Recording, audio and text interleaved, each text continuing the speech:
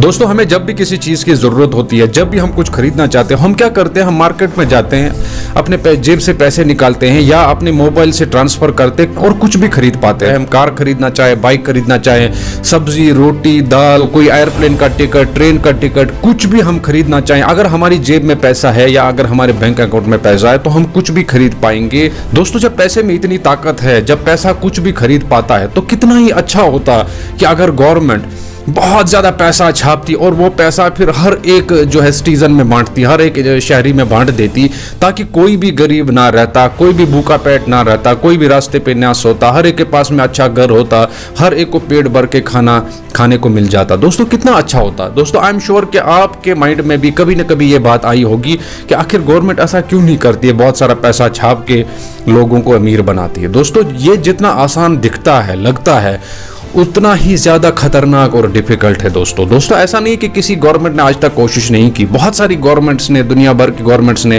कोशिश की बहुत ज़्यादा नोट छापने की और अमीर बनने की, लेकिन जिस गवर्नमेंट ने भी आज तक ये सेटअप उठाया, दोस्तों न सिर्फ ये कि वो गवर्नमेंट खत्म हो गई, बल्कि अपने साथ साथ वो गवर्नमेंट्स ने अपने देशों की इकोनॉमीज को भी डुबा दिया, उनको भी बर्बाद और तबाह करके रख दिया। दोस्तों 1919 में जब पहला विश्व युद्ध खत्म हुआ, जिसमें जर्मनी बहुत बुरी तरह से हार गया था, तो जर्मनी को एक एग्रीमेंट साइन करना पड़ा फ्रांस के साथ में, जिसको ट्रीटी ऑफ वर्साइल बोलते हैं, जिसमें जर्मनी को ही फर्स्ट वर्ल्ड वॉर का, पहले विश्व युद्ध का जिम्मेदार ठहराया गया और जर्मनी पे 32 बिलियन जो जर्मन मार्क्स का जुर्माना लगा दिया गया। तो वो ये इस हालत में नहीं था कि वो पे करता, उसकी भरपाई कर सकता था। और यहाँ जर्मनी के जो लोग थे, जो एम्प्लॉयज थे, डेली वेजर्स थे, उनको सैलरी नहीं मिल रही थी, उनको खाना उनके पास में नहीं था, तो वो सड़कों पे आके प्रोटेस्ट कर रहे थे गवर्नमेंट के खिलाफ में। तो गवर्नमेंट को समझ नहीं आ रहा था कि वो करे तो क्या करे।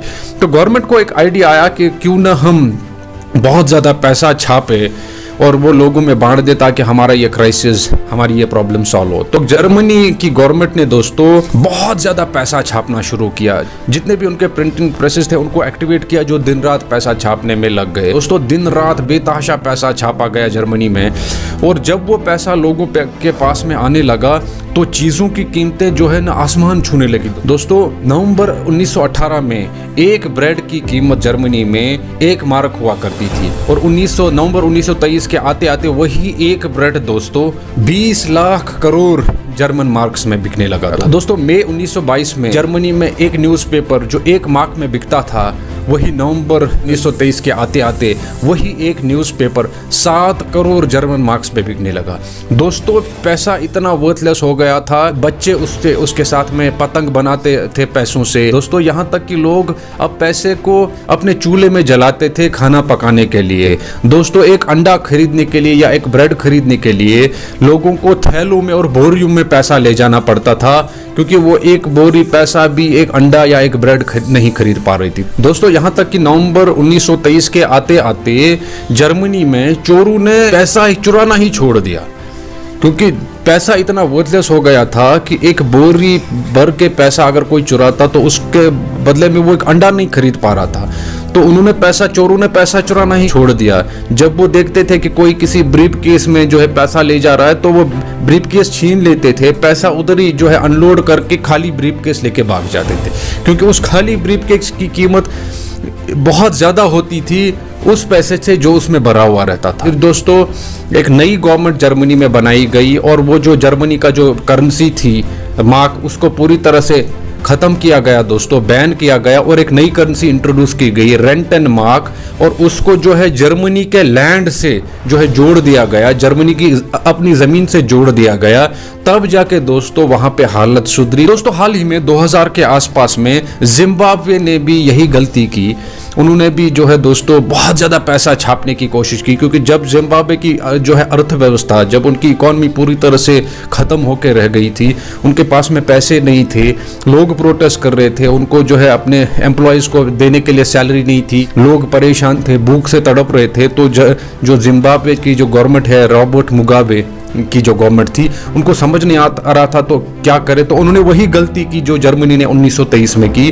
तो उन्होंने बेतहाशा पैसा छापना शुरू किया। इतना ज्यादा पैसा जो है छापा गया दोस्तों कि पैसे की वैल्यू पूरी तरह से खत्म होकर रह गई, पैसा वर्थलेस होकर रह गया। जिम्बाब्वे की गवर्नमेंट ने दुनिया के पूरे रिकॉर्ड ही तोड़ डाले और एक नया रिकॉर्ड कायम किया। $100 ट्रिलियन का, 100 ट्रिलियन जिम्बाब्वेन डॉलर का एक ही नोट बना के।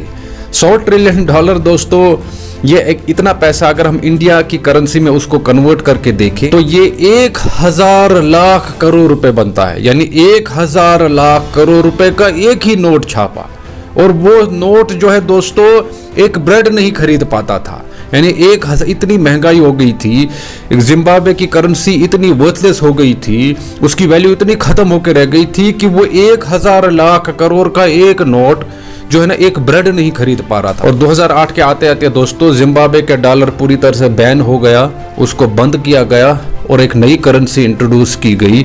तब जाके दोस्तों वहां पे हालत सुधरे और चीजों की कीमतों में जो दोस्तों कंट्रोल हो गया। दोस्तों हमें एक चीज याद रखनी चाहिए कि दुनिया का कोई भी देश पैसा छाप के, नोट छाप के कभी तरक्की नहीं कर सकता है, कभी आगे नहीं बढ़ सकता है। दोस्तों आप जिस भी अमीर देश को देखोगे, जो भी देश दुनिया में आगे है, जिसकी इकोनॉमी बहुत ही पावरफुल है, बहुत मजबूत है, तो आप देखोगे दोस्तों उस देश की जो प्रोडक्टिविटी है, उस देश के जो नेचुरल रिसोर्सेज है वो बहुत ज्यादा है। दोस्तों सऊदी अरेबिया या कुवैत को आप देखोगे, ये दो देश जो है बहुत अमीर है।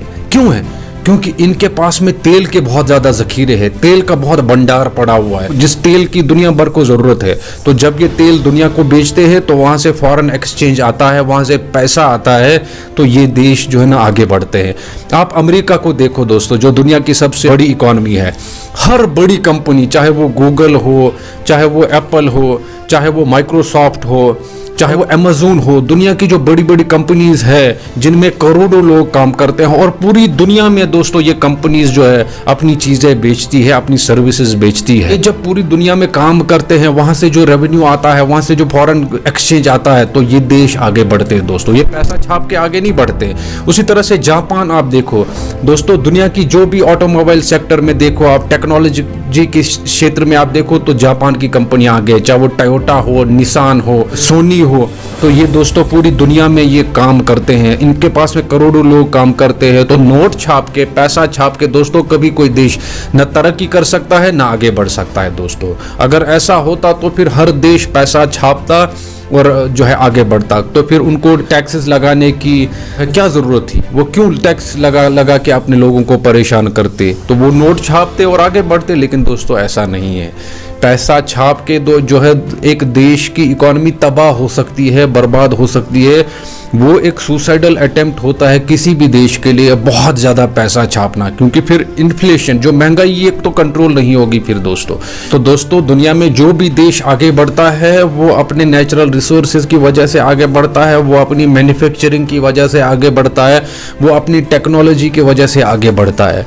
वो आगे बढ़ता है क्योंकि उसके पास में ऐसी टेक्नोलॉजी होती है, ऐसी कंपनीज होती है जो पूरी दुनिया में जो है काम करती है, पूरी दुनिया के मार्केट्स में जो है कंट्रोल करती है। तब जाके जो देश आगे बढ़ते हैं। आप दुनिया में कोई भी बड़ा देश देखो दोस्तों, दुनिया में कोई भी बड़ी इकोनॉमी कोई भी अमीर देश देखोगे तो उसके पास जो कंपनी है वो पूरी दुनिया के मार्केट्स पे कब्जा किए हुए है, पूरी दुनिया में उनकी चीजें बिकती है। तब जाके दोस्तों वो आगे बढ़ पाते हैं, तब जाके वो देश तरक्की कर पाते हैं। वो नोट छाप के जो है आगे नहीं बढ़ते, नोट छाप के जो है तरक्की नहीं करते दोस्तों।